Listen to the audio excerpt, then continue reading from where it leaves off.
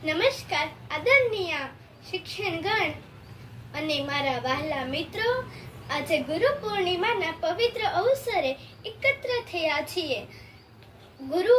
ગુરુ પૂર્ણિમા એ ગુરુ પ્રત્યે કૃતજ્ઞતા અને સન્માન વ્યક્ત કરવાનો દિવસ છે. આપણા જીવનમાં ગુરુનું સ્થાન માતા પિતા કરતાં પણ ઊંચું માનવામાં આવે છે.